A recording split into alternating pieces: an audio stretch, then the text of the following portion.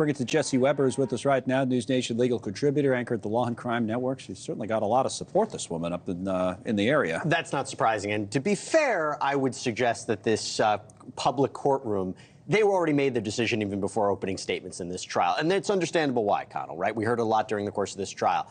I'm going to use a word that I don't use often. I think the defense did a masterful job at raising reasonable doubt. Doesn't mean that this jury is going to find Karen Read not guilty. There's a lot of compelling evidence that she actually did this.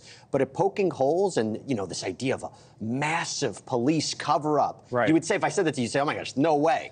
But when you hear about the lead investigator sending very inappropriate text messages about the defendant, when you have an expert who testified yesterday that O'Keefe's injuries were not consistent with being hit by a car, when you poke these little holes, there is something there, and you can kind of see why there's such support for Karen Read. Let's talk about what you say is a masterful job by these defense attorneys for a moment. I mean, again, the allegation here, she just ran over this guy O'Keefe, her boyfriend, and you know, he was a cop, and the defense is coming back and saying, no, there was a dirty cop at a party who was going out and really killed him. It wasn't her after all. Here's part of what the defense attorney, Alan Jackson, said in the courtroom during closing arguments. Watch.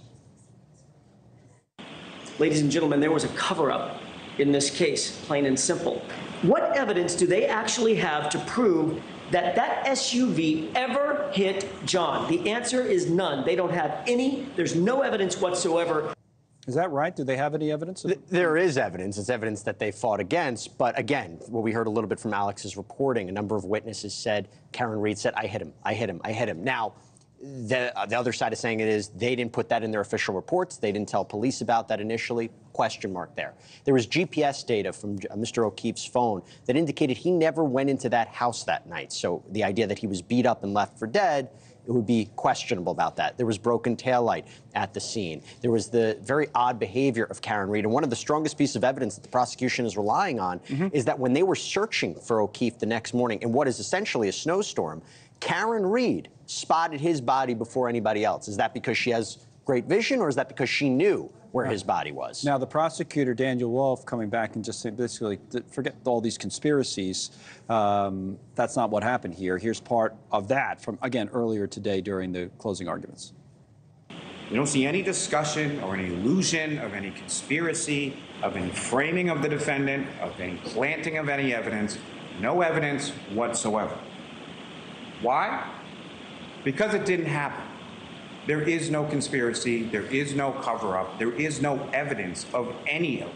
What about that part of it? And so why, if that's true, then why are all these people outside the courtroom with Alex convinced that she's getting a raw deal here? We have to remember who has the burden here. It's not the burden of the defense to prove a conspiracy. It's the burden of the prosecution to prove that there's a murder here. And remember, you know, an advantage for the prosecution is they have charged her with a number of crimes, and there's also lesser included. So the first thing the jury has to decide is whether or not Karen Read hit John O'Keefe. Once they determine that, then they have to say, what's the level of culpability? Was this murder? Did she intend to do it? Was this manslaughter? Was she reckless? Was this vehicular manslaughter? Was this negligence? And that's why I think it's going to take some time. Now, if the jury comes back and says she was not responsible for this at all, we'll get a pretty quick verdict on it. But I think for the prosecution, there are a little bit of holes here. And there are things that are don't feel right. And that is why those things that don't feel right, and people who already suspect that the police department in that area is corrupt, for lack of a better word, they have honed in on this case, and they're supporting her no matter what. So you have the possibilities here of not guilty, obviously. If it does take some time and they can't reach a verdict, it always could be a hung jury. But it sounds to me like you would be surprised if they come back and say guilty at this point. Look, I think there's a strong argument, not necessarily for an acquittal. I think there's a stronger argument for a hung jury. But look, you never know what a jury predicts. And by the way, all those supporters outside, you put that to the side. All that matters is what the jury thinks. And they're the ones that have been in that courtroom hearing the evidence. They're not on the street, and they've heard both the prosecution and the defense's argument. There's a lot of evidence for them to consider over the course of these weeks. So, again, I don't think it's going to be an easy deliberation, but they also might be upset. They might also be angry at law enforcement, given what, again, I have to stress this enough, the trooper Proctor, the lead investigator in this case, what he was saying about Karen Read and admitting it on the stand is some of the most wild stuff I've ever seen in a trial. Right, and that's obviously going to be in the jury's mind and could stick in there. Because if he's going to send those text messages about a defendant in the middle of a murder investigation, what else is he capable of? That's the way to look at it. That's the way a juror sometimes thinks.